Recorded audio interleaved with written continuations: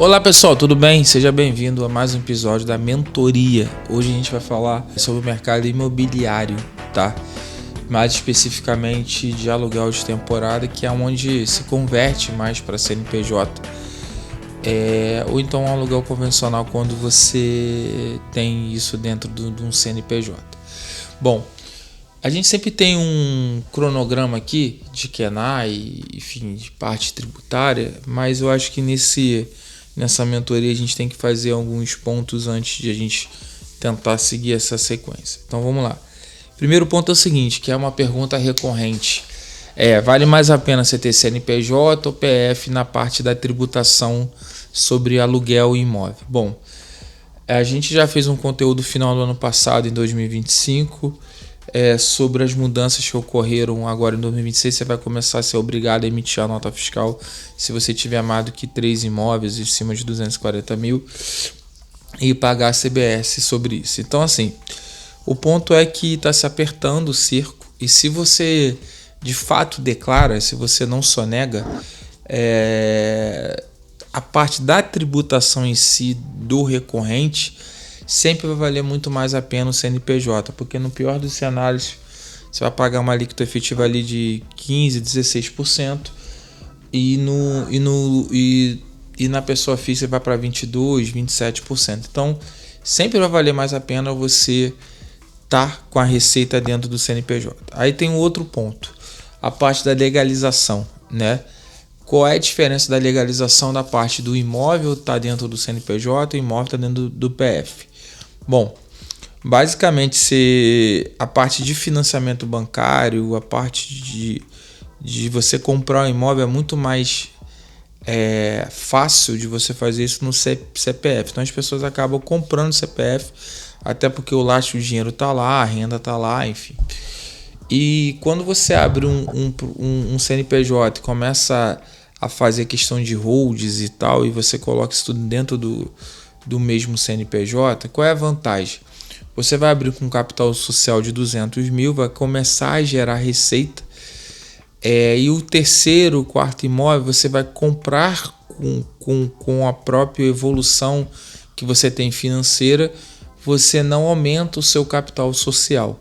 E a partir daí, para a questão de inventários e valor patrimonial, a empresa, você entra, né, na questão de inventário, a cota, e a cota você paga lá o valor lá igual que você pagaria de imóvel. Então você fala assim, Bruno, vale a pena pegar 1 milhão, aportar numa empresa, aportar como capital social e ter uma empresa para fins de inventário? Não, porque dá basicamente a mesma. Porque se acontecer alguma coisa, você vai ter que declarar o bem, né, o imóvel, como pessoa física, como cota patrimonial, e o imposto é o mesmo.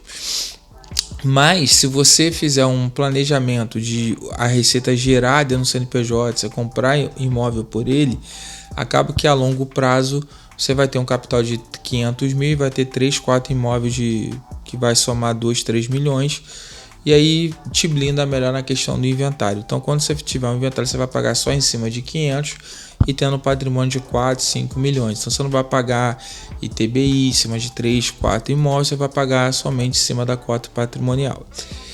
E aí que é o ponto. Então, se você já está no PF, quer migrar para pessoa física, que aí é um ponto crucial, que é a questão do custo que você vai fazer. Você vai ter que pagar toda a documentação de novo para você poder aportar isso como capital.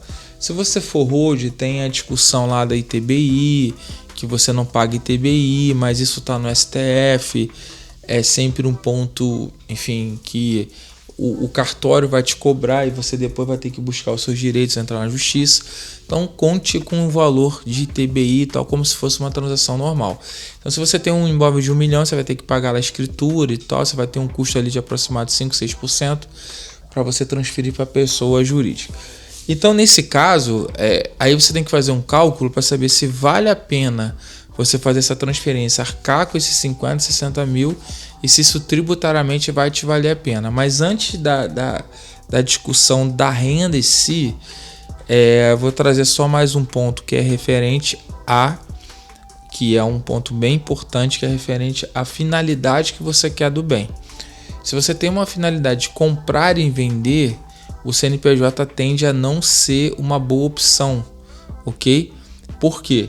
Porque você vai ter ganho de capital, e o ganho de capital mas dá no mesmo, pessoa física e jurídica. Sim, é o mesmo cálculo do ganho de capital. Contudo, na contabilidade você tem depreciação. Então, se você compra o bem por 1 milhão e você usou 2 anos, você vai ter ali uma taxa de em torno de 5%. Então, você vai ter que administrar o imóvel, você vai perder 5%, 10%, você vai acabar pagando mais ganho de capital. Então, o que eu sugiro para vocês é que o imóvel não tenha a finalidade, se você quiser colocar no CNPJ, de venda imediata. É óbvio que pode vender e tal, mas vocês têm que contar com essa questão patrimonial. Bruno, então é mais fácil algumas situações, é mais fácil também no CNPJ, em contrapartida, você declarar benfeitorias, porque você declara nota fiscal, você também entra na amortização e entra no cálculo do ganho patrimonial também mais facilmente que na pessoa física. Você tem que ter uma comprovação um pouco melhor na questão do ganho patrimonial. Então tem essas duas. Então depois desse spoiler, vamos só colocar, e a gente vai focar mais na questão do aluguel de temporada, que é um negócio mais rentável. Bom, o aluguel de temporada, ele é uma atividade que está muito alta hoje em dia, é que você vai comprando imóvel, você vai investindo, você vai alugando, você coloca em lugares de administradora para poder te administrar, e você recebe um valor por mês. Infelizmente, a tendência do mercado, né? O mercado, ele não declarava esses valores e tal, enfim.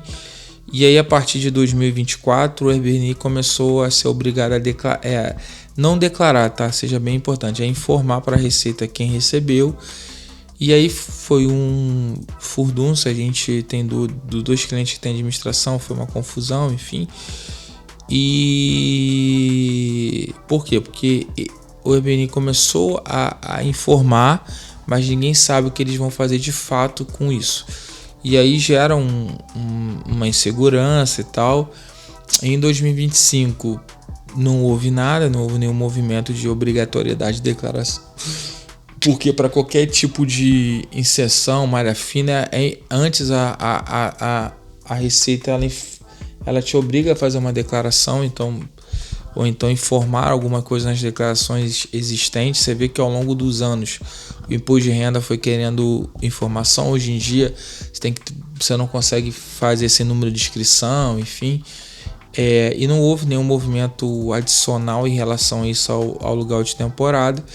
E aí a gente está nesse cenário de medo, e as pessoas começaram a colocar. E aí, quando as pessoas começaram a tentar colocar, e qual o cenário que pode se ver? Vamos transferir o dinheiro para o CNPJ.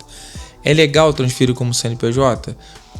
Sem você fazer a transferência, tem um meio de você fazer, que é você fazer como se fosse hostel, como se fosse um alojamento.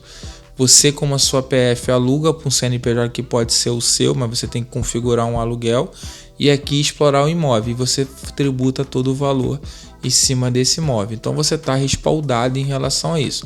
Mas esse valor de aluguel entre o CNPJ, que é uma entidade diferente, e você, que é PF, ele tem que ser configurado como um contrato e você pagar para você poder explorar esse imóvel.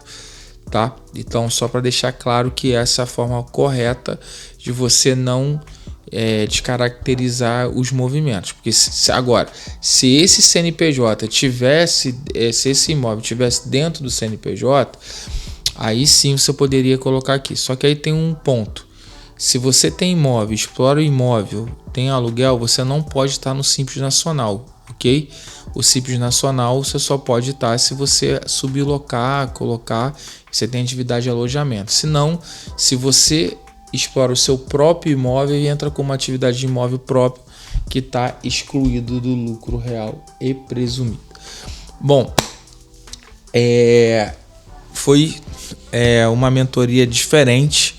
Hoje a gente não seguiu ali o passo a passo, mas é importante porque esse aluguel de temporada, mercado imobiliário, enfim, todo esse cenário, ele tem todos esses dúvidas, questionamentos, ele tem todo esse cenário. Então, assim, eu queria agradecer vocês por toda a atenção. Se você tiver dúvida, entre aqui em contato com a gente. Tá chegando na época do imposto de renda. É importante você estar 100% ali legalizado em relação a isso, tá bom? Se você não curtiu ainda, a gente tem um portal da SBF Contabilidade. Então, se você quiser, passa o e-mail aqui embaixo, a gente vai escrever vocês. Vai dar tudo certo aí, tá bom? Um grande abraço, tchau, tchau.